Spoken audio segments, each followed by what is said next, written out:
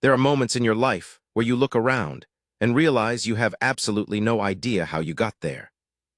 Not metaphorically, I mean literally. You blink, and you're somewhere you don't recognize, surrounded by things that don't make sense, and some cold, wet part of your brain is saying, okay, stay calm, figure out how this happened later, and the rest of your brain is saying we are going to die here. That was me, 3 weeks into what was supposed to be a routine geological survey on the outer moon of Dreven 4, sitting on a cold metal bench in a detention cell that smelled like copper and ozone, and something else I couldn't name, something almost sweet, almost wrong, like fruit going bad on a warm afternoon. And on the other side of that cell, sitting with her knees pulled to her chest and her eyes closed, was a woman who was not entirely human. I didn't know that yet, not in the first 10 minutes. You don't know a lot of things in the first 10 minutes. Let me back up. My name is Elias Voss. I was 31 years old when this happened. I'm 32 now, but I feel older. Not in a romantic way. In the way where your joints ache when you sit on metal for too long and you don't sleep through the night anymore without checking the corners of the room. That kind of older. I'd been working for Tyrolmaz Survey Corporation for almost 4 years. Deep space geological work, not glamorous, not dangerous, mostly just tedious. You go out to a moon or an asteroid belt or the outer skin of some frontier planet, you drill, you take samples, you send readings back to whatever relay station is orbiting overhead, and then you wait. Mostly you wait. The survey work itself takes maybe 6 hours a day. The rest of the time you're sitting in a portable habitat the size of a large shipping container, eating reconstituted food and watching whatever entertainment files you managed to download before you left the nearest populated station. That's the job. I'm not complaining. It pays well, especially for someone without a university degree in anything useful. It keeps me moving. And honestly, I've always been better at being alone than I am at being around people. The survey on Dreven 4 third moon, the one the locals call Verath, was supposed to be 30 days, standard duration. I was looking for rare earth composites under the basalt shelf on the moon's southern plateau. The preliminary scans had picked up something interesting, possibly high concentrations of varanite, a mineral that certain drive manufacturers pay very well for. It was a promising assignment. Day 23, I found something else. I was drilling at a depth of about 40 meters when my equipment started throwing up readings I'd never seen before. Not varanite signatures, something hollow. A cavity below the basalt shelf, maybe 200 meters across, with readings that suggested it had been engineered, not naturally formed. Straight walls, uniform depth. And at the very center of the cavity, a heat source, faint but consistent.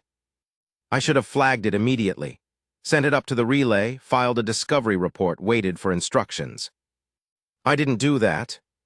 I'll be honest with you, I went in. I know, but you have to understand 4 years of nothing but rocks and mineral readings, and then something like this shows up on your scanner. Something that doesn't belong. Something hidden under 40 meters of ancient rock on a moon that no survey team had ever visited before. You'd go in too. You would. Don't shake your head at me. The cavity was accessed through a fissure in the basalt that I widened just enough with my drill pack.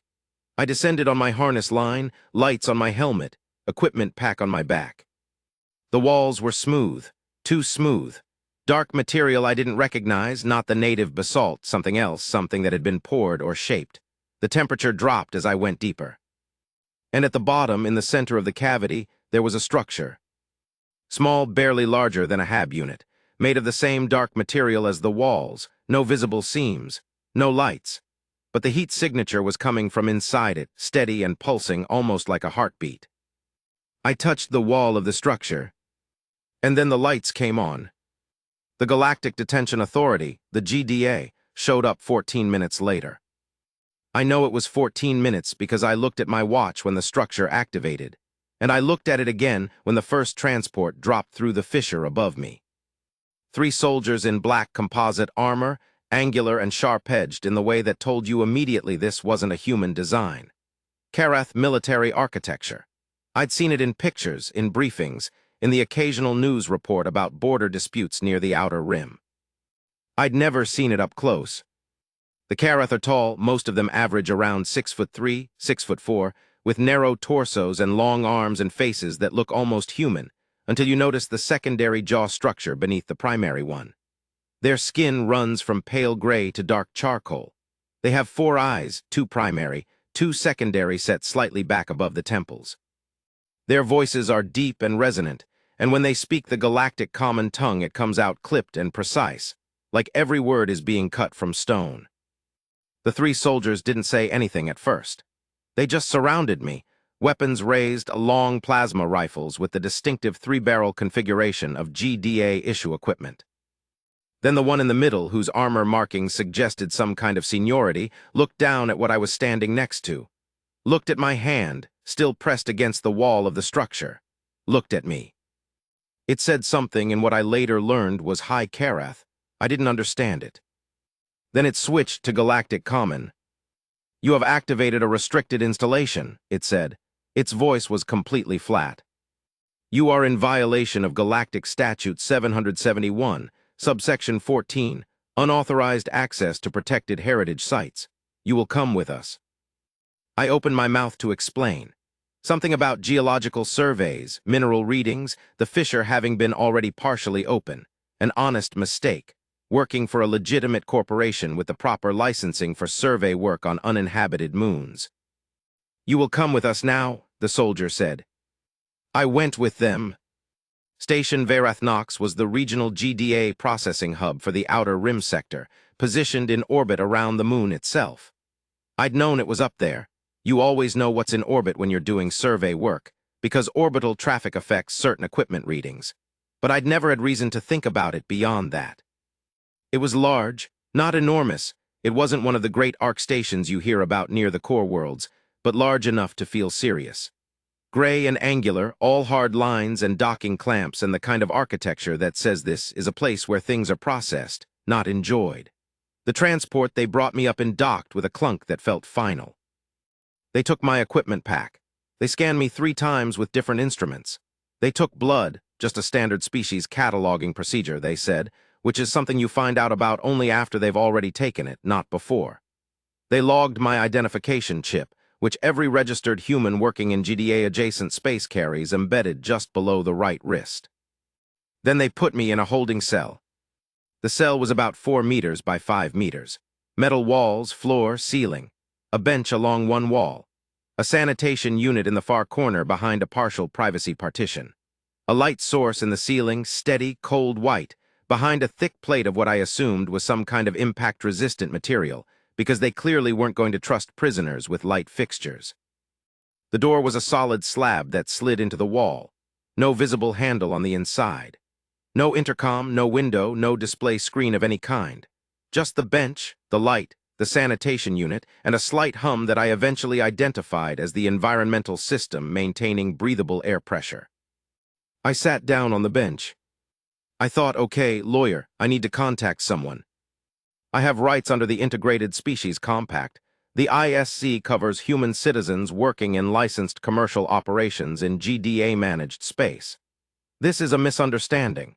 It will be sorted out.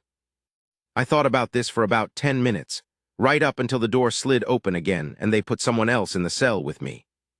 She was already sitting on the bench by the time the door slid shut behind her. I don't know how she moved that fast. I was watching, I heard the door, I turned, and she was just sitting there, knees together, hands folded in her lap, eyes closed, like she'd been there for hours. She was human-looking. That was the first thing I noticed. Not definitely human, but human-looking in the way that covers a lot of ground, same basic structure, similar coloring, close enough that you'd pass her on a street in any of the 3 major human colonies and not look twice. She was maybe late 20s, early 30s. Dark hair, pale skin, extremely pale, the kind of pale that reads as either genetic or the result of a long time spent in environments without natural light. High cheekbones. Hands that were elegant in a way that felt deliberate, like they'd been arranged. She was wearing civilian clothes, a dark jacket, close-fitting dark trousers, boots that looked expensive. Nothing that suggested what she did or where she was from. No identification visible. Her eyes were still closed. I said hi. She didn't respond. I said, sorry, this is a shared cell, apparently. I didn't expect that, I'm Elias. She still didn't respond, but something shifted in her face. Very subtle, almost imperceptible. The slight tightening around her eyes, like the word had landed somewhere. Are you okay? I asked. Did they hurt you when they brought you in? Because I was wondering about their protocol, whether. Stop talking. Her voice was low and precise, not unkind but absolute, the kind of voice that isn't used to being argued with. I stopped talking. She opened her eyes. Her irises were a shade of amber gold that I'd never seen on a human person. Not contacts. I know what contacts look like, the slight inconsistency at the edge of the iris, the way light hits them differently. These were real, deep amber with flecks of something darker near the pupil, and a quality of stillness to them that felt like looking into very old water. She looked at me, not in the way most people look at someone in a small space when they're both uncomfortable, not that quick scan and then away, that polite fiction of not noticing each other. She looked at me steadily, and I had the uncomfortable feeling that she was processing something, cataloging something in a way that went beyond what was visible on the surface. You're the human who activated the installation, she said. It wasn't a question. Yeah, I said. I was doing survey work. I didn't know what it was.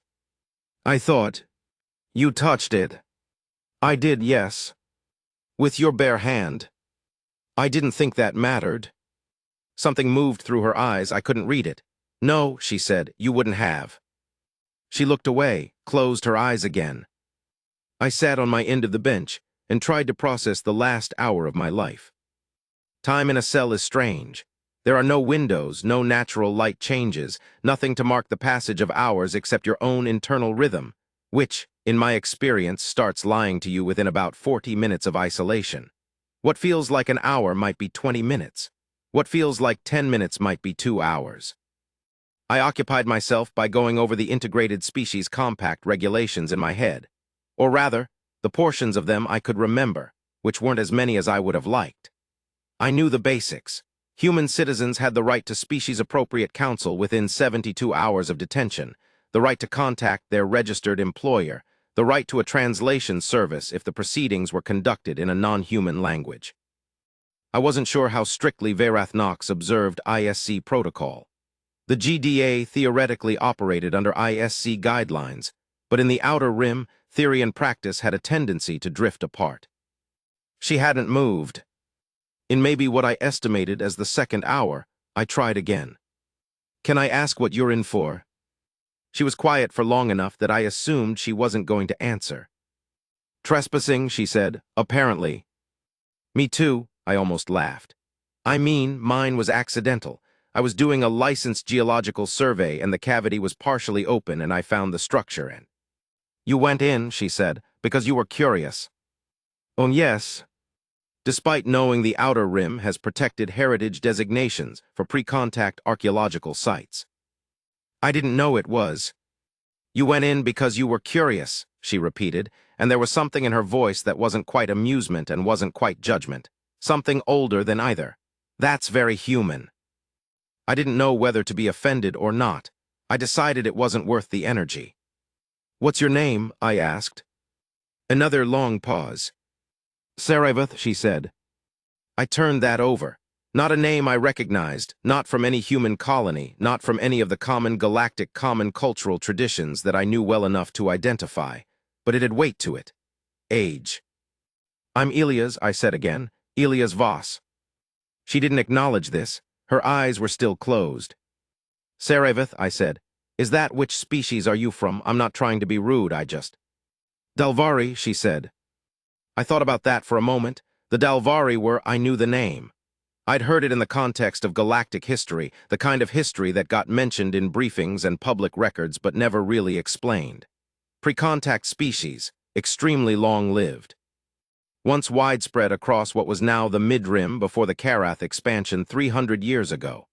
Officially listed as scattered in the current galactic census, which in diplomatic language meant something close to endangered, but we don't like to say so.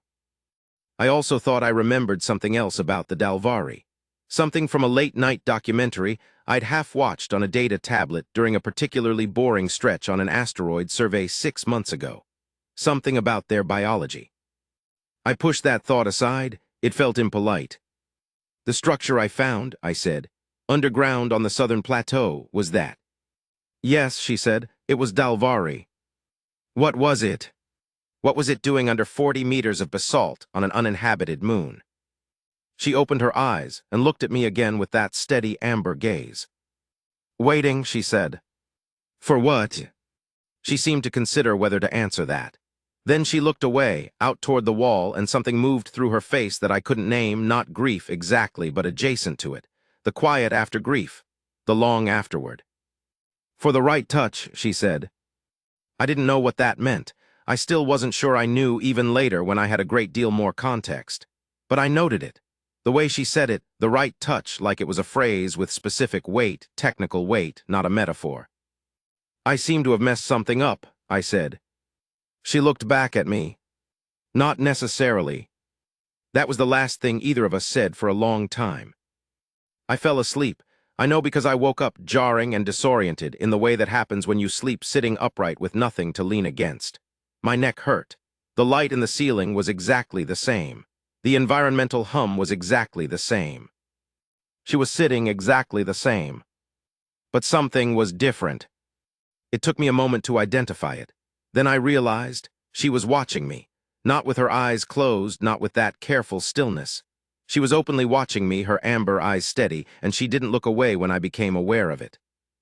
How long was I asleep? I asked. 4 hours approximately. Did you sleep? She made a small sound, not quite a laugh. I don't sleep the way you do. I sat up straighter, trying to get feeling back into my lower back. The bench was unforgiving. You were watching me, I said. Yes. Any particular reason? She was quiet for a moment. Then, you smell like the installation. I stared at her. Sorry. When you touched it, she said. The activation field transfers a chemical marker. It's a Dalvari system authentication through biological resonance. You triggered it. The marker is in your skin now. A pause. You'll carry it for approximately 3 months. Is that dangerous? No, she tilted her head slightly. But it's distinctive to those who know what they're looking for. And you know what you're looking for. I was looking for that installation, she said. I've been looking for it for 11 years. The quiet that followed that sentence had a different quality than the quiet before it. I let it sit. 11 years, I said. Yes. And I just wandered in and touched it, because I was curious about the readings on my geological scanner. A pause, something shifted in her expression, very subtle, but it was there. Yes, she said. I'm sorry, I said, and I meant it, though I couldn't have explained exactly what I was apologizing for. Something about the way she said 11 years, the weight of it. She looked at me for a long moment. Don't apologize, it's not your fault. Another pause. The installation was designed to respond to human touch. I blinked. I'm sorry. Dalvari biology and human biology share a number of base sequence similarities that are not coincidental. She said it evenly, with the air of someone stating a fact they've long since made peace with. The authentication system was built to recognize human bioelectric signatures. You didn't activate it by accident. The installation was waiting for a human. The temperature in the cell didn't change, but I felt cold. Why, I said. She looked at me. Something in her amber eyes, some deep and complicated layering that I didn't have vocabulary for yet. Because, she said, 11 years ago, a Dalvari archivist hid the most important record library in the history of my species inside an engineered cavity on an outer rim moon, and keyed the access system to the only species in the galaxy that the Karath have never been able to fully control. She let that land. Humans, I said.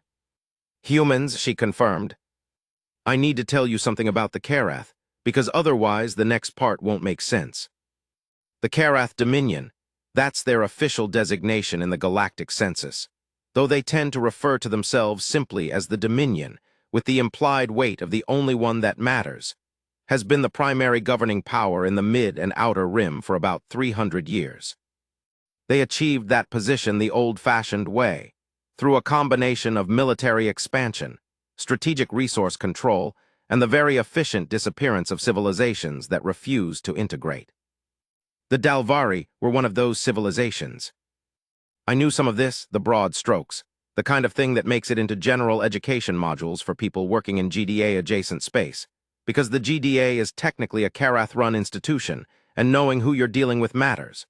But the details, the specifics, those had been mostly scrubbed from the accessible galactic record, which, Sarevith would explain to me over the next several hours, was precisely the problem.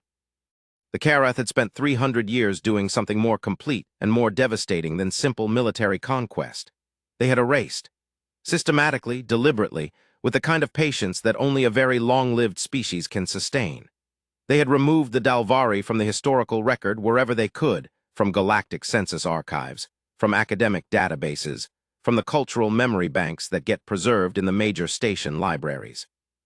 They had classified what remained, buried it in restricted access designations, made it technically illegal to circulate Dalvari historical documentation under the Protected Heritage statutes.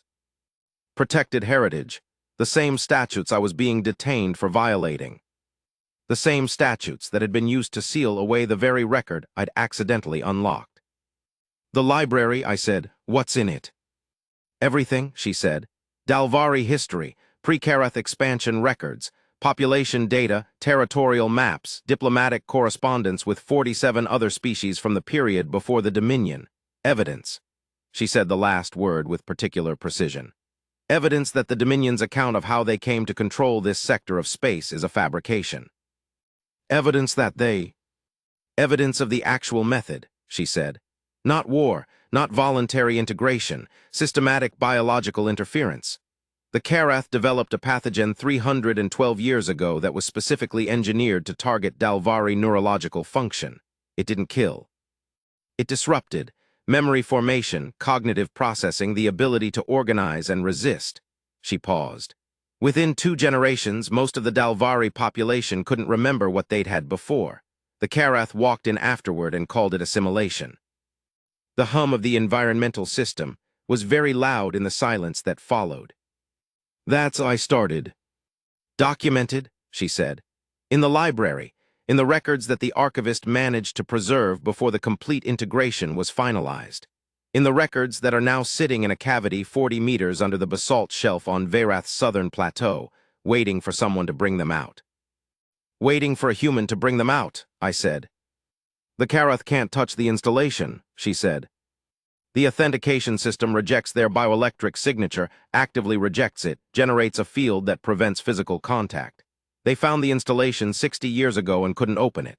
They sealed the site, classified it, and have been sitting on it since then. Something moved in her face. That's why we're here, Elias. That's what this detention is actually about. Not trespass, not heritage statutes. They found your name in the survey company records when your equipment transmitted the activation readings. They know you touched it. They know you carry the marker. I thought about the way the soldiers had looked at my hand, the way they'd taken blood for species cataloging. They want to know if I can operate the system, I said. If I can take the library out. Yes. Can I? She looked at me. You already started the process, she said. When you touched the wall, the authentication doesn't just unlock the installation, it initiates a transfer sequence. The library isn't stored physically. It's encoded in a field medium that can only be transferred through direct biological contact with an authenticated carrier. I stared at her. You're telling me the library is in me. It was the archivist's contingency, she said. Her voice was carefully neutral, but underneath that careful neutrality I could hear something that had been wound tight for 11 years. If the installation was ever activated, if the authentication was ever triggered, the transfer sequence would initiate automatically. It takes approximately 48 hours to complete. At the end of those 48 hours, the encoded data would be present in your cellular structure, not in your consciousness, not something you could access directly, but there. Transferable through a second-phase extraction process. So I'm carrying it, I said, right now inside me. The transfer is approximately 20 hours in, she said, based on when you activated the installation. I looked at my hands, they looked the same, and the Karath want to extract it before the process completes, she said. If they interrupt the transfer midway through, the data is corrupted and destroyed. The library would be lost. A pause. That would be the preferable outcome for them. But if the transfer completes, then the data exists in you, she said, and they can't destroy you to destroy it. The encoding binds to biological structure on completion. If you die after completion, every fragment of encoded data crystallizes into a form that could be recovered by any sufficiently advanced extraction technology. Killing you would preserve it indefinitely. Something almost like dark humor entered her voice. The archivist was thorough. So after 48 hours, I'm untouchable, I said. Effectively. And we're currently about 20 hours in. Yes. And we have approximately 28 hours before the process completes. Yes. I exhaled slowly. That's why they put you in here with me, I said. It wasn't a question. She was quiet for a moment. They want you unsettled, uncertain. They want you to make a decision to cooperate before the window closes. She glanced at the door. They also, I believe, expected that I might help persuade you. That you're with them. That I appear to be with them? A pause. I'm not. I looked at her, the amber eyes, the pale skin, the hands still folded in her lap, elegant and arranged. You've been looking for that installation for 11 years, I said. Yes. You came to Verath independently, looking for it. Yes. And the Karath detained you when you got too close. Approximately 72 hours before you activated it, she said. I was close, very close. I had tracked the archivist's movements across 6 systems over a decade. Something shifted in her face, brief, controlled. 72 hours. I'm sorry, I said again. Don't be, she said. You changed the timeline. That's not the same as ruining it. Part 2, 28 hours. The Karath interrogator came in the 8th hour. I know it was the 8th hour because Seravith was counting. She had an internal chronometer, a biological function she explained briefly and without fanfare, the way you might explain that you have good color vision. One of several Dalvari traits that operated differently from human physiology. We'd been talking. It felt important to keep talking, not just because I had 1,000 questions, though I did, but because the alternative was sitting in silence in a 4x5 metal cell waiting for something bad to happen, and I am not well suited to that. I've never been good at stillness. She answered my questions with the patience of someone who has had a very long time to be patient. Not all of them, some she redirected, some she answered around the edges, but enough. I was building a picture. The Dalvari had been, before the Karath expansion, one of the oldest continuous civilizations in the sector. Not the most technologically advanced. They were scholars, archivists, specialists in what Seravith called deep time research, the study of civilizations across geological timescales. They had libraries that made the great human archives look like corner bookshops. They had diplomatic relationships with species that the Karath had since eliminated from the record. They had a history that stretched back so far it made human recorded history look like a footnote. And almost all of it was gone. The Karath hadn't just erased them from the galactic record. They'd done something worse. They'd incorporated them. Absorbed the Dalvari remnant population into the Dominion over generations, altered their biology, separated them from their history.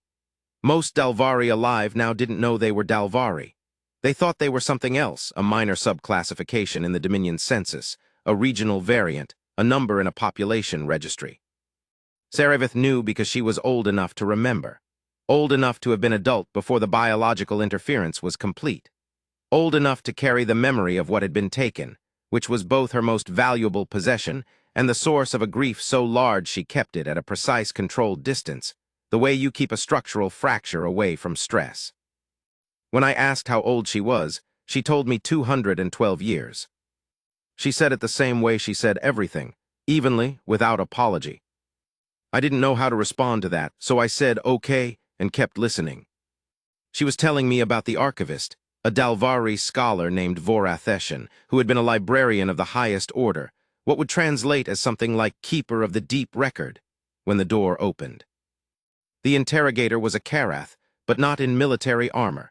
This one wore the gray and gold of GDA administrative staff, a bureaucratic uniform that was somehow more unsettling than the armor. The armor at least was honest about what it was. The Karath was tall, even by their standards. Secondary jaw structure visible even in rest. 4 eyes, the primary pair gold, the secondary pair above the temples a deeper amber. It was accompanied by 2 soldiers who took positions on either side of the door. It looked at me, then at Seravith, then back at me. Elias Voss, it said. Survey contractor, Tyrell Maz Corporation. Registered human citizen, ISC status confirmed. That's me, I said. You will come with us for processing, it said. What kind of processing? Standard biological screening in relation to the heritage site violation. I'd like to contact my employer, I said, and ISC representation which I'm entitled to under the. Your rights under the ISC compact are being observed, it said, in a tone that suggested the opposite. This is a standard procedure. It will take approximately 2 hours. I looked at Sarevith. She was very still. There was something in her face, just for a moment, just a flicker that I read without difficulty. It wasn't fear exactly. It was the expression of someone watching something critical happen at the wrong moment, the way you watch a piece of equipment fail at the worst possible point in a procedure. Don't go, that expression said. Not in words, just in the way her jaw tightened and her amber eyes moved from the interrogator back to me and back again. I'd like to have someone from ISC present before any biological procedures, I said. That seems like a reasonable request. The interrogator was quiet for a moment. Long pause, the kind that isn't natural, that feels calculated. Your ISC representative has been contacted, it said. They will meet you during the screening. Then let's wait until they arrive, I said, before we start. Another pause. The procedure is time-sensitive, it said. Yes, I thought, I'm sure it is. Approximately 21 hours time-sensitive. I'll wait, I said. The interrogator looked at me. All 4 eyes, which was, I won't pretend that wasn't disconcerting. There is something specific about being looked at by something with 4 eyes, something that activates a very old and unspecific alarm in the primate nervous system. You may wait for 1 hour, it said. Then the screening will proceed regardless. It left, the soldiers went with it. The door slid shut. I exhaled. That was well done, Sarevith said quietly. They're going to come back in an hour, I said. Yes. And then they'll do whatever the screening involves, which I'm assuming isn't actually a standard biological screening. It's a mid-process extraction attempt, she said. Painful, likely to be described afterward as a complication. Another pause. They don't need you cooperative. They just need you alive until they've confirmed whether the transfer is advanced enough to attempt extraction. And if it is, they extract, the data is corrupted, the library is destroyed. And me. She was quiet for long enough that the answer was clear, without needing to be stated. Right, I said. I looked at the door, then at the ceiling, then at my hands. You said the transfer will be complete in about 28 hours from when we were speaking, I said. That was how long ago was that? 4 hours, she said. Approximately 24 hours remaining. If I can stall them for 24 hours. They won't wait 24 hours, she said. They'll come back in 1 hour and they'll take you and the extraction attempt will happen and the library will be destroyed. She said it very calmly. Unless. Unless what? She looked at me. Something in her amber eyes that I'd been aware of around the edges of the conversation for the past several hours. Something that had been holding very still, waiting for the moment to surface. The transfer can be completed early, she said. Not the full 48-hour process. There's an accelerated pathway. It requires a different kind of contact, sustained direct bioelectric exchange with a Dalvari. The archivist built it in as an emergency option. She paused. I can complete the transfer right now in this cell. It would take approximately 40 minutes. I stared at her. What does that involve? Physical contact, she said. Sustained. And complete trust from you because the process involves me accessing bioelectric frequencies that also operate in your autonomic nervous system, and if you resist or panic, it won't work. And if it does work, the data completes its encoding in your cellular structure. You become, effectively, untouchable. When you eventually get out of here, through legitimate ISC channels, through your employer, through whatever mechanism, the data leaves with you. And what do I do with it? If I'm carrying an entire library of civilization-level historical documentation in my cells, what? There are people outside this station who can extract it safely, she said. Dalvari remnants, scholars, a network that has been working toward this for a long time. Something in her voice changed, very slight, barely perceptible. I can give you contact information, names, places. I looked at her for a long moment. This is a significant thing to ask a person you met 4 hours ago, I said. Yes, she said. It is. You're asking me to trust you completely. Yes. And to carry something that an extremely powerful political authority wants to destroy, at risk to my own life. Yes. And to believe everything you've told me in the last 4 hours, which is an extraordinary story about species-level genocide and secret libraries and biological encryption. Yes, she said, all of that. I thought about my 31 years of life, the survey work, the asteroid belts, the reconstituted food and the data tablets and the 40-meter descent on a harness line into a cavity that didn't belong there. I thought about the reading on the geological scanner that had made me go in anyway when I should have flagged it and waited. That pull. That oh, but what is this that had walked me straight into the middle of something ancient and enormous? Very human, she'd said. Okay, I said. She looked at me for a moment. Something moved through her face, quick and complicated and almost too fast to catch. You're certain? No, I said honestly, but I'm doing it anyway. Something that might have been a smile, very small, very brief. Then she straightened slightly and the composed precision came back into her posture and she said, Come here then, sit close, this will feel strange. Strange is, in retrospect, an understatement. She held my hands, both of them sitting across from me on the bench, facing me. Her hands were cooler than I'd expected, not cold exactly, but cooler than a human's resting temperature. The skin was smooth in an unusual way, a slightly different texture than I was used to, like the surface tension was a degree or two different. She closed her eyes. For about 30 seconds, nothing happened. I sat very still and tried not to think about the soldiers outside the door and the clock running down and the general insanity of my current situation. Then I felt it. Not pain, not discomfort. Something else, a hum, like the environmental system in the cell, but internal. Deeply internal, bone deep, the kind of vibration you feel in your back teeth. And with the hum came something I can only describe as information. Not in words, not in images, just a sense of weight. The sense of a great deal of something being added to a space you hadn't known was empty. My hands felt warm, then my arms, then my chest. My vision shifted slightly, colors in the edges of my sight, not hallucinations, something more like when you press gently on your closed eyes and see patterns in the dark. Patterns that had geometry, that had structure, that felt old. Breathe, she said quietly, keep breathing. I was breathing. I was also, I realized, crying, which surprised me.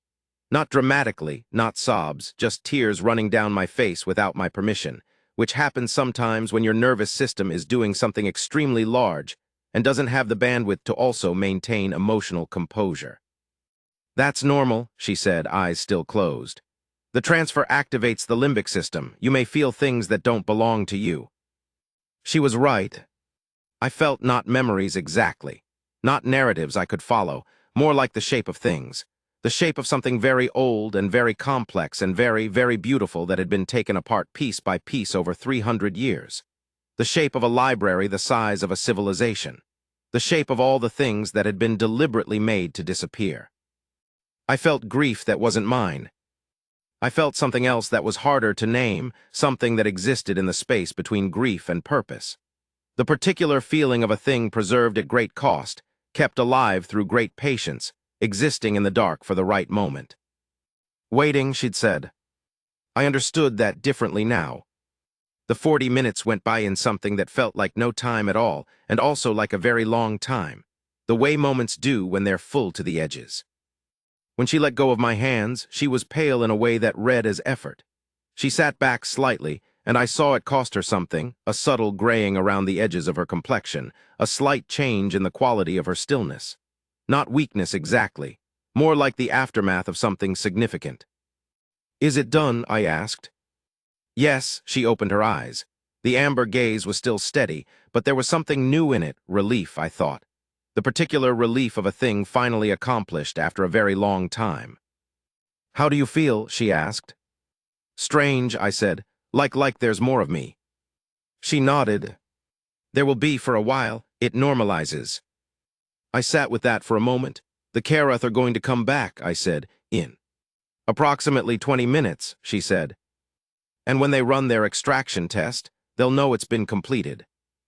Yes. What does that mean for us? She was quiet for a moment. They can't touch you, not without destroying exactly what they're trying to save and creating an indefinitely recoverable artifact. A pause. They know this. They've known it since they found the installation 60 years ago and chose to bury it instead of finding another way.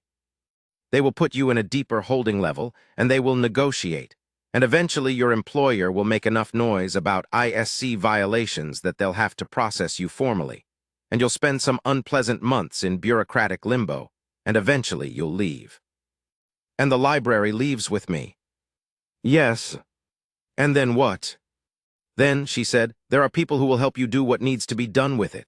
She reached into the lining of her jacket, a concealed pocket so well constructed I hadn't noticed it, and produced a small chip no larger than a fingernail. She pressed it into my palm.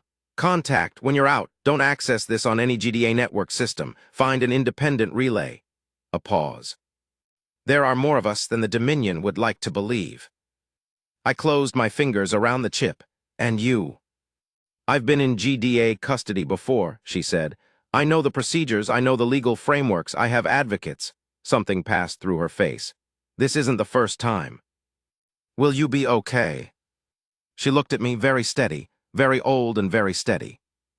That question, she said, coming from a human who has just agreed to carry the entire cultural heritage of a nearly destroyed civilization in his cells, is extremely typical. I almost laughed. I'm going to take that as a yes. The door started to open. The interrogator came back with 3 soldiers instead of 2. It was a different configuration than before. The 3rd soldier was positioned inside the door rather than flanking it, which I understood was a containment formation. They were expecting difficulty. What they got was me, sitting calmly on the bench. Elias Voss, the interrogator said, you will now come for processing. Sure, I said. I'd like my ISC representative present. They have been notified. Great, I'd like to wait for them in the processing area. I stood up, calm and cooperative, the picture of a confused survey worker who doesn't quite understand the gravity of the situation and is trying to be helpful. Lead the way. The interrogator studied me, something in its four-eyed gaze, a calculation. Before we go, I said, I want to mention for the record, since I assume this is being logged, I'm a registered human citizen, ISC status confirmed, working under a valid commercial survey license. I touched a geological formation on an uninhabited moon during the legitimate exercise of my licensed work. I don't believe I've done anything that constitutes a real legal violation under the SCGDA Mutual Treaty, Article 7, which covers non-intentional incidental contact with protected sites by registered commercial operators. I paused. I've been thinking about this for the last several hours, and that's my read. I'd like my ISC representative to confirm it. A very long silence. The interrogator's secondary jaw shifted.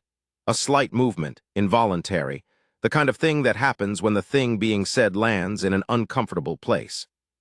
Come for processing, it said. Happy to, I said. ISC representative present on the record. It led me out. As I passed through the door, I glanced back. Sarevith was sitting exactly as she had been when I first came in. Knees together, hands folded, eyes just beginning to close.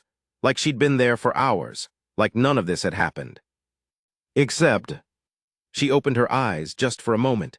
The amber gaze found mine across the cell. She said my name.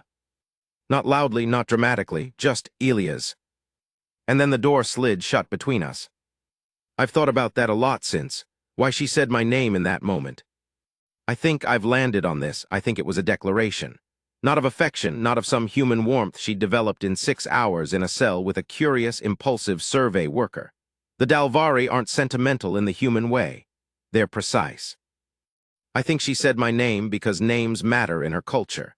I think I've learned enough about Dalvari archival traditions in the time since to understand that naming something, speaking it aloud, in the moment before a parting, is a form of recording, of acknowledgement. The Dalvari kept records of everything, names especially. She said my name to record it, to mark the moment, to say, this human, this one, Elias Voss, he was here and he mattered, and I am keeping note of it. I also think she said it because she wanted the guards to hear it.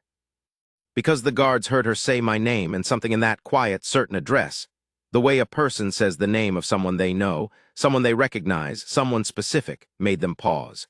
Made the interrogator glance back at the door. Made all three soldiers, just for a moment, reconsider the man they were walking to the processing room.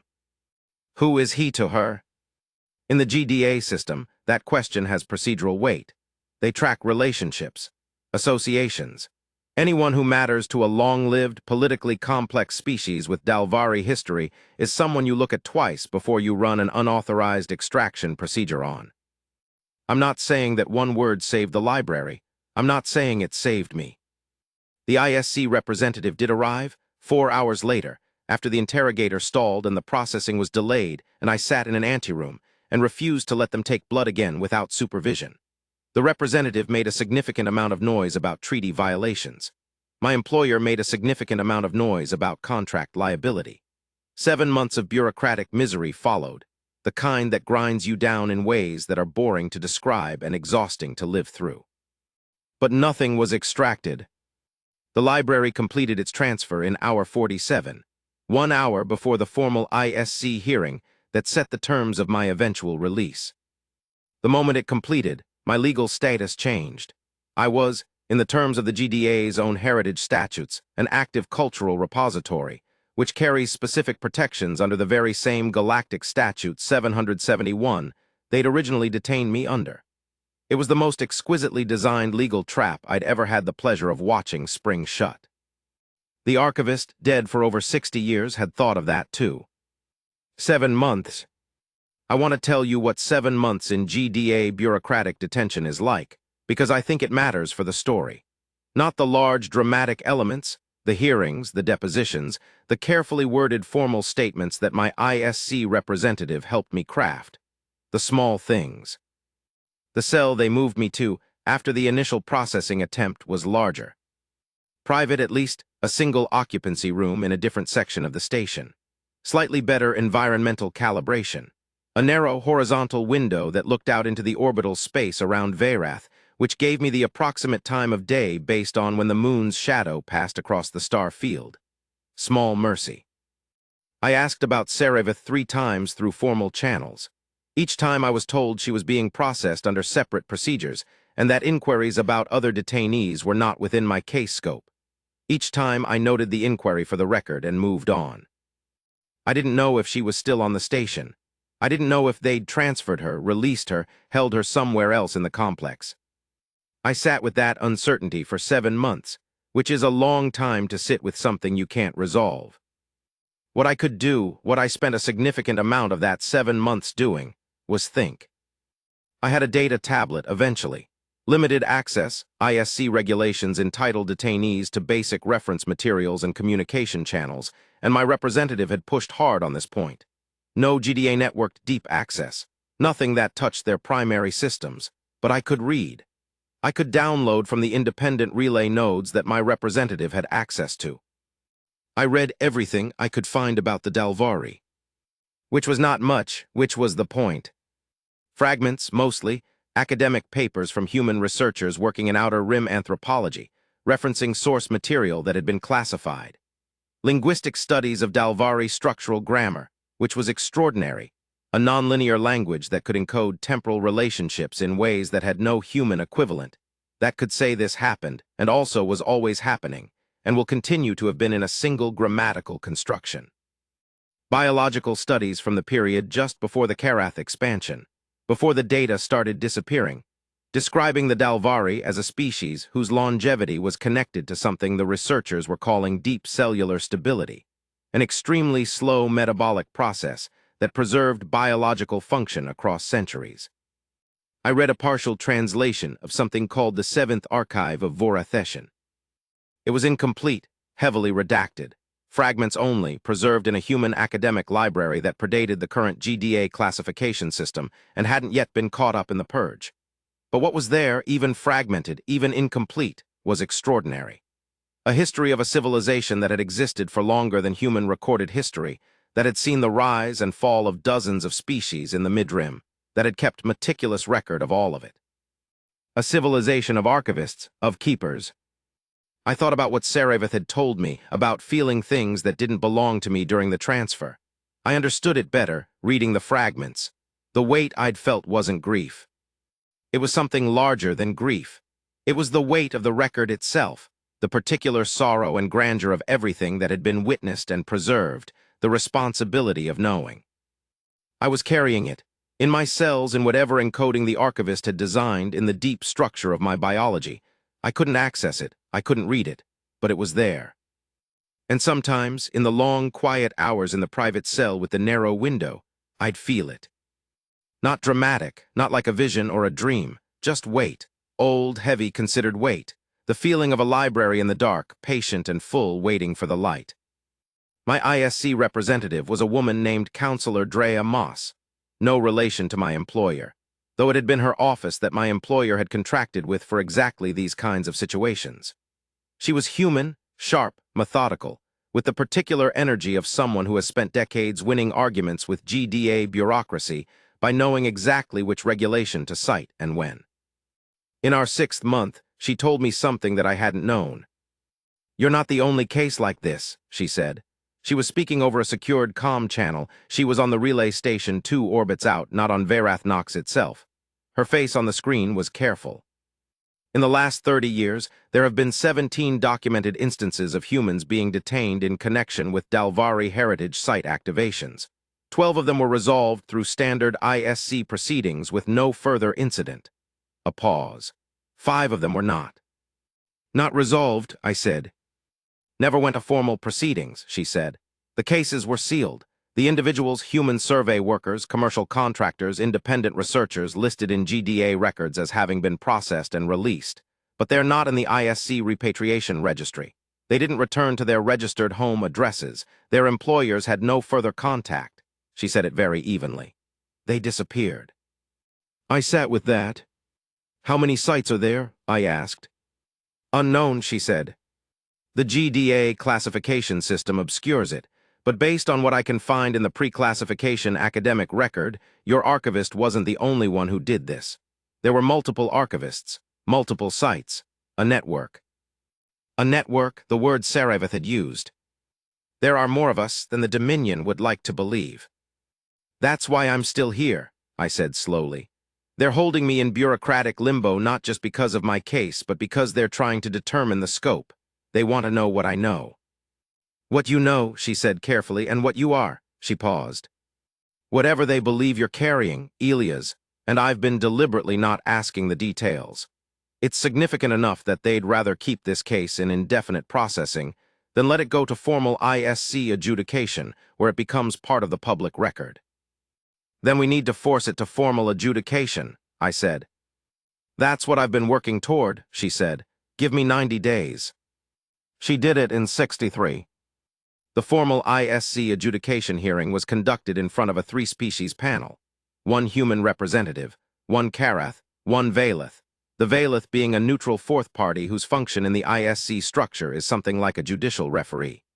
It was held on the neutral station at Drevan 4 orbital L4 point, which put it outside GDA direct jurisdiction. I'm not going to walk you through all 6 hours of proceedings, because most of it was technical legal language that I only half understood even with Counselor Moss's running commentary. What matters is the outcome. The panel found that my initial detention had been procedurally compliant. The panel also found that my subsequent 7 months of processing detention had exceeded the SC-permitted maximum for non-charged individuals by approximately 5 months and 29 days. The panel also found, and this was Counselor Moss's key filing, the one she'd spent 63 days building, that under Article 14 of the SCGDA Mutual Treaty, any human citizen designated as an active cultural repository under GDA heritage statutes was entitled to immediate repatriation to human jurisdiction upon formal designation request. The Karath representative objected for 45 minutes. The Valeth panel member listened to all 45 minutes and then ruled in our favor. I was released 3 hours later. I did not see Sarevith when they processed me out. Her name didn't appear in any of the documentation, not because she hadn't existed, but because the GDA's records of her case had been classified at a level that the panel hadn't ordered opened. Another day I'll push on that. Another case, another proceeding. I walked out of Verath Knox onto a transport that took me to the L4 station, and then I stood in the docking bay and breathed air that didn't have the particular copper and ozone quality of the detention facility, and I felt, I don't know how to describe it. Not triumph. Not relief exactly. Something quieter. Something that sat in the chest and didn't require a name. I had the contact chip in my boot. I'd moved it there from the jacket lining weeks into the detention, correctly anticipating that my jacket would be searched again at some point. The chip had survived. The independent relay was on the L4 station. I found it, a commercial communications office that handled non-GDA network transmissions, one of 1,000 small operations that existed in the bureaucratic gaps between the big governance structures. I used a new account. I didn't use my name. I transmitted the contact code from the chip. 3 days later, I received a reply. It said, "We know who you are. We've been waiting. Come to Sethari Station, Dock 7C, say the archivist's name." Voratheshan. I booked a transport. Part 4, what THU I found. Sethari Station was 6 transit jumps from Verath, which sounds like a lot, but in Outer Rim terms is a relatively short journey. 3 days. Most of which I spent in a small bunk in the transport's economy section, reading whatever I could access on the ship's limited entertainment network, and trying to sleep. I didn't sleep well. I hadn't slept well for 7 months, and I don't know when I'd start again. The dreams were strange, not nightmares, not trauma-adjacent, just full. Dense with shapes and patterns and the particular quality of information that has no direct human equivalent, no words attached, just structure and weight. The library making itself known in the only way it could. I'd gotten used to it. Dock 7C at Sethari was a small commercial berth, the kind of anonymous docking point that large stations have dozens of, used for cargo transfers and private charters and the various commerce that doesn't need to be visible to work. I walked through the docking tube, my one bag over my shoulder, the transport's engine still cycling down behind me. A woman was waiting at the far end of the tube. Human-looking, dark hair, pale skin. Amber eyes. I stopped walking. She was dressed differently, not the civilian clothes from the cell, but something more practical, layers of dark material with pockets and attachments that suggested preparedness rather than fashion. But the posture was the same, the particular quality of stillness. She said, "You made it." "You made it," I said, and I heard the relief in my own voice, unguarded. Something moved through her face. The same brief, complicated motion that I was beginning to understand was her version of a significant emotional response. Fast, controlled, but present if you knew where to look. "They released me 6 weeks after you," she said. "ISC pressure from 3 separate advocacy organizations. It was not comfortable, but I've had worse." 212 years, you've probably had a lot of worse. 213 now, she said.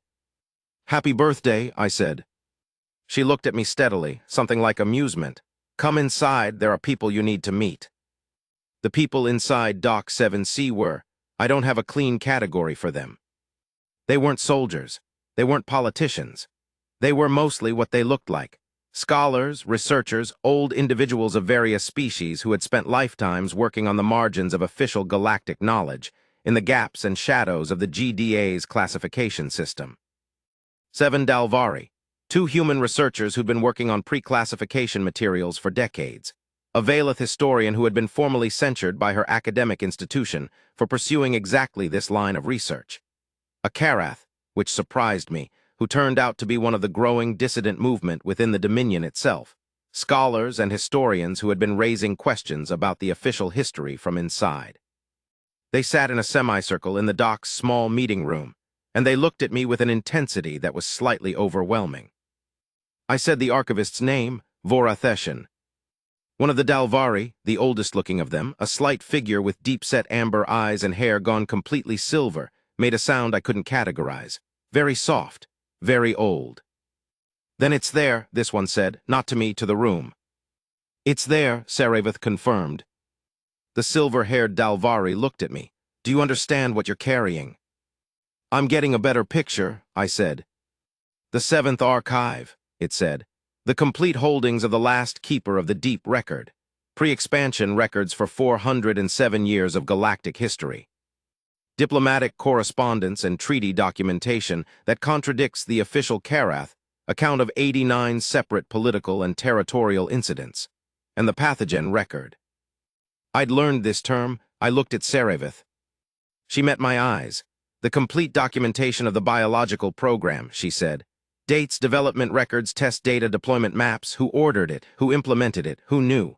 A pause. Proof. Proof that can be submitted to the ISC, the Valeth historian said. To the academic record, to the public information systems that operate outside GDA jurisdiction. Proof that can't be deleted because it exists in multiple formats, and because it will be. She paused and looked at me with an expression that mixed profound gratitude and professional excitement in a way I found difficult to handle, replicated and distributed before the GDA can respond. How do we get it out? I asked. The extraction process. We have the technology, the Karath dissident said. That's why this group exists. That was the second half of the project, not just preserving the library, but building the capacity to eventually read it. A pause. We've been ready for 4 years. We've been waiting for the library. I sat in my chair and looked around at the semicircle of faces. 7 months in a GDA detention cell. 6 transit jumps from Verath to Sethari. A geological scanner on a routine survey. A fissure in the basalt that my drill had widened just enough. A hand pressed against a wall, curious. When do we start? I said. The extraction took 9 hours. I won't pretend it was comfortable. The process involved a form of sustained bioelectric interface. Not painful, but profoundly strange. The feeling of something being carefully and precisely removed from a deep and quiet place inside you. Like trying to describe what it feels like to have something you didn't know you were carrying lifted from your shoulders. Relief that you didn't know you needed. They worked in shifts, 4 of the Dalvari rotating through the interface role, while the others monitored the incoming data. The Valeth historian and the human researchers sat at banks of equipment recording and cataloging each segment as it transferred. The Karath dissident handled the technical distribution protocols, the instant replication to independent relay servers across 6 different non-GDA adjacent systems, the redundant encoding that would make the information impossible to fully suppress, even if the GDA moved immediately against every known node. Serevith sat beside me for the entire 9 hours. She didn't speak much, but she was there in that particular Dalvari way of being present, steady, attentive, the quality of stillness that was never absence, never distance, but very specific and very full attention. At hour 7, when the extraction was deep enough into the core holdings that the exhaustion of the process was most acute, she said, "The pathogen record just cleared." I looked at her. "It's out," she said, "on the relay servers, in the academic systems, in the ISC filing archive under a sealed but registered submission number." Her amber eyes were. I had gotten better at reading her face over the months, and what I saw there was something I won't claim to fully understand because I've only had 32 years to learn what grief looks like from the other side of itself. "It took 312 years, she said, "but it's out." I didn't say anything. There wasn't anything to say that wasn't inadequate. After a moment she said very quietly, "Voratheshan would have," she stopped, started again. "He was my teacher before. He was the one who taught me to keep record. He said that a thing is not lost as long as someone remembers it."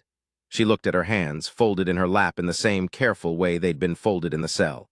"I've been doing that for 60 years, just remembering, waiting."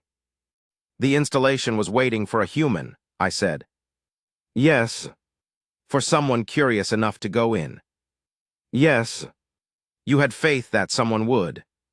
She looked at me, the amber eyes steady and old and full of something I couldn't name but could feel the weight of. "Not faith," she said. "Knowledge. Humans are curious. You cannot help it. It is the most consistent and most extraordinary thing about you, this compulsion to touch what doesn't belong to you, to go into places you weren't supposed to go, to ask questions that don't have safe answers." A pause. "The Karath never understood that. They planned for every variable except the unpredictable ones." "Humans are an unpredictable variable," I said. Emphatically, she said. The GDA's response came 72 hours after the initial release of the pathogen record onto the independent relay network. It was, as these things often are with large bureaucratic entities, both swift and slightly too late. They identified the relay servers. They filed emergency classification requests. They issued 3 separate cease and dissemination orders through the ISC. By the time any of it landed, the record had been downloaded, replicated, and redistributed by over 4,000 independent academic institutions, independent journalists, non-GDA-aligned governments, and private researchers across the mid-rim and outer rim sectors. The ISC cease and dissemination orders were challenged by 7 different legal bodies before they even reached the first arbitration hearing.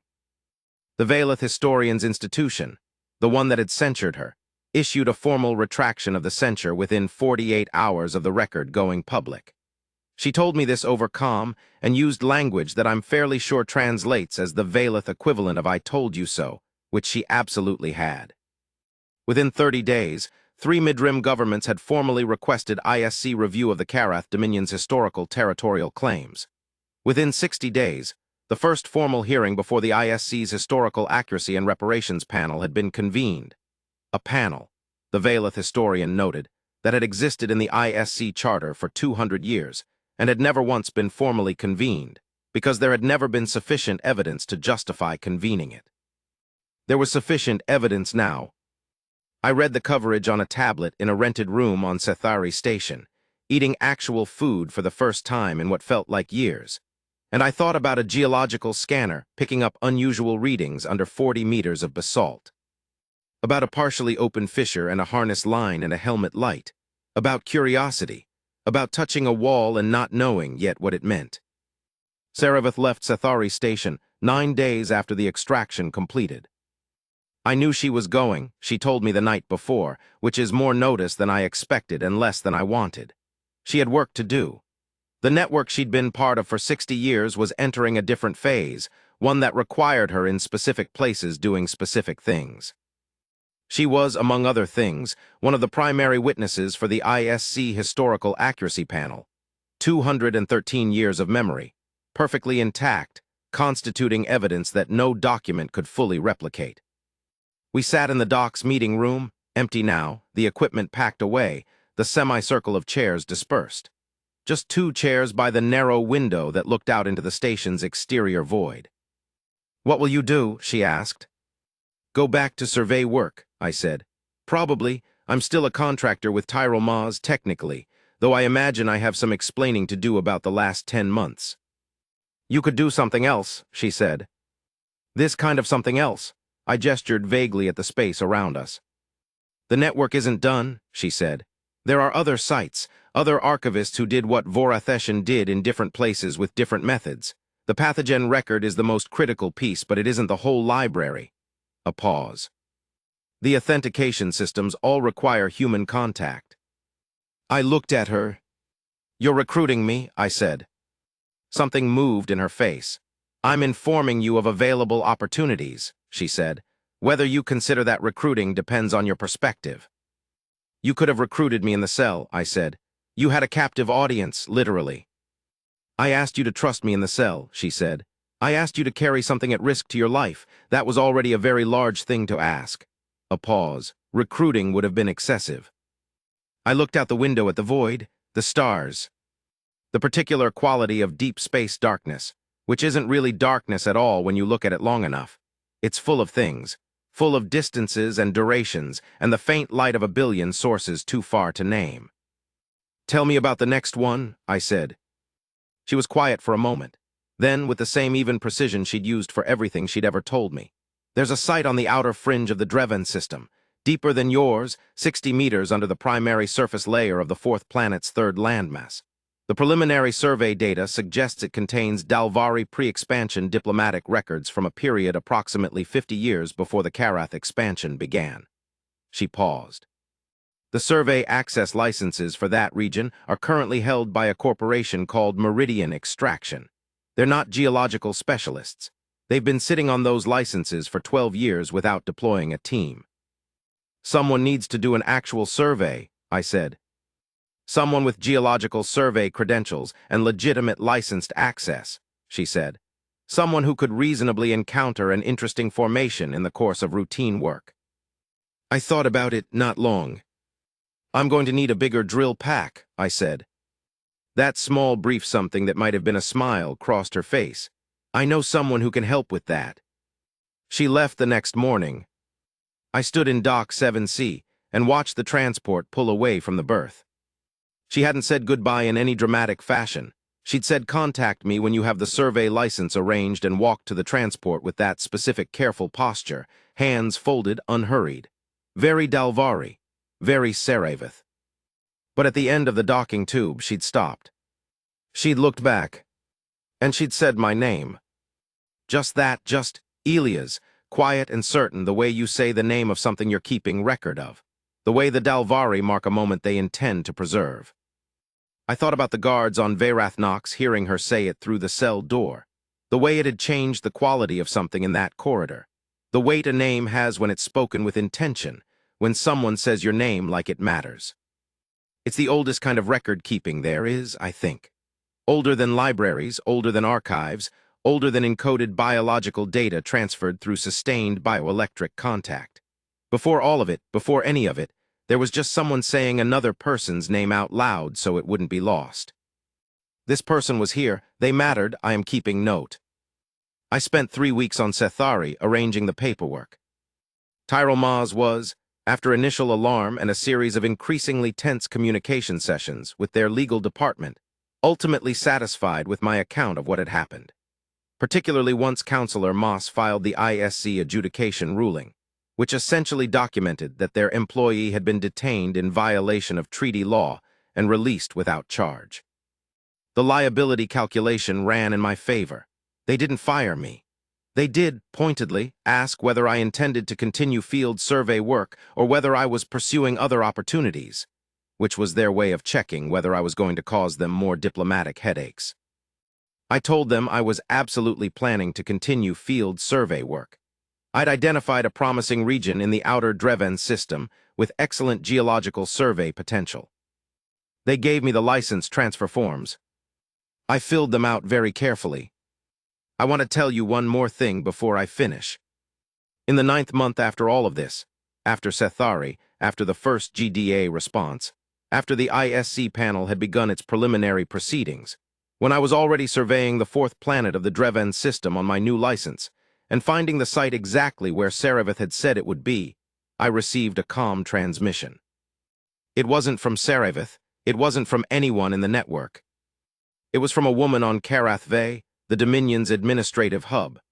A Karath woman, which still surprises me when I think about it, because even after meeting the dissident at Sethari, it takes some adjustment to hold that concept comfortably. She identified herself as a researcher attached to the Dominion's internal historical review body, a body that had, she told me, been quietly established 6 months earlier in response to the release of the pathogen record. A body whose existence had not yet been publicly announced. A body whose mandate was to conduct an internal investigation of Dominion historical practices.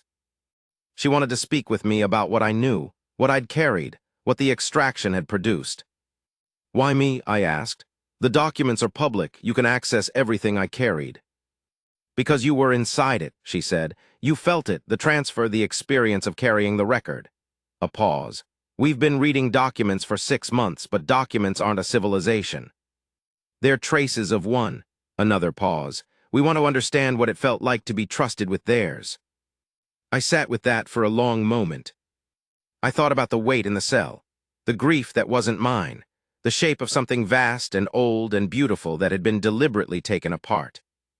It felt, I said slowly, like being handed something fragile by someone who had carried it a very long time and was finally allowed to set it down. She was quiet on the other end. Yes, she said after a while, I thought it might be something like that. I'm writing this from the Habitat Unit on Dreven 4/3 landmass. The site is below me, 60 meters down, confirmed by scanning, sealed in the exact configuration Saravath described. Pre-expansion records. Diplomatic correspondence. 50 years of history that the official record has been missing. The Fisher access will take 3 days of drilling to widen properly. I have my equipment pack. I have my harness line. I have my helmet with its good light. I have the contact information still, and I'll use it when the installation activates. I know what to expect now, the soldiers, the transport, the cold cell with the copper endozone smell, the paperwork that follows, the long bureaucratic afterward. I know what I'm doing and I'm doing it anyway, which is, Saravith would note, very human. But I think she'd also note, effective. The galactic record is being rewritten. Not all at once, not cleanly, not without resistance from very large entities with very significant vested interests. Slowly, carefully, one site at a time. One human with a geological scanner and a legitimate survey license and an absolute inability to leave an interesting reading unexplored. The Karath planned for every variable, except the unpredictable ones. I go down tomorrow. I'm not afraid. Or rather, I'm afraid in the specific way you're afraid when you know exactly what you're doing and you've decided to do it anyway. The functional kind of afraid, the kind that sharpens things. The readings on the scanner are extraordinary. The formation below me has held its secret for 63 years, sealed under Dreven basalt while the galactic record went without it. Not anymore. I check my harness, I check my light. I check the drill pack, freshly calibrated, better than the one I had before. Saravith's contact had delivered exactly as promised. I think about a woman sitting on a bench with her eyes closed, 213 years old, carrying the shape of a lost civilization in her memory like a lamp in a long, dark hallway.